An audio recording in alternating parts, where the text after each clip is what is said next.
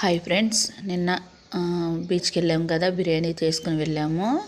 ఇదిగోండి కొలతతో సహా చెప్తాను. మీరు ఇదిగోండి, దీంట్లో పచ్చిమిర్చి, పుదీనాకు, కొత్తిమీర, ఉల్లిపాయ, తర్వాత షాజీరా, జాజికాయ ఇవన్నీ వేయండి ఫ్రెండ్స్. ఇదిగోండి మిల్లీ మేకర్లో కేజీకి వచ్చి నేను 100 గ్రాములు తీసుకున్నాను. అవే ఎక్కువైపోయినాయి. బంగాళదుంపలు, టమాటాలు, క్యారెట్స్ ఇవి వేసేసాను ఫ్రెండ్స్. ఇదిగోండి వేగిన తర్వాత ముందే మిల్లీ మేకర్లో శుభ్రంగా కడిగేసుకుని ఉంచేసి వేయించేసి పక్కన పెట్టేసుకున్నాను ఫ్రెండ్స్. వీటిలో వేస్తే కలిసిపోతుందని. ఇదిగోండి ఇవి వేయగాలి. కొంచెం నెయ్యి కూడా వేసాను, బిర్యానీకి మంచి ఫ్లేవర్ వస్తుందని. చాలా టేస్టీగా కుదిరింది. ఇదిగోండి ఇది కేజీ రైస్ ఫ్రెండ్స్.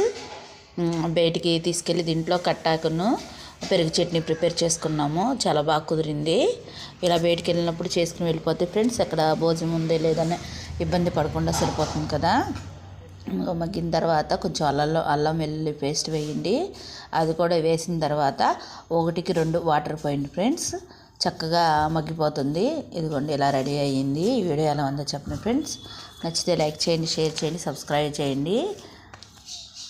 ఇదిగోండి చక్క మిల్లీ మేకర్లో క్యారెట్స్, అన్నం దేనికి దానికే విడిపోతుంది ఫ్రెండ్స్.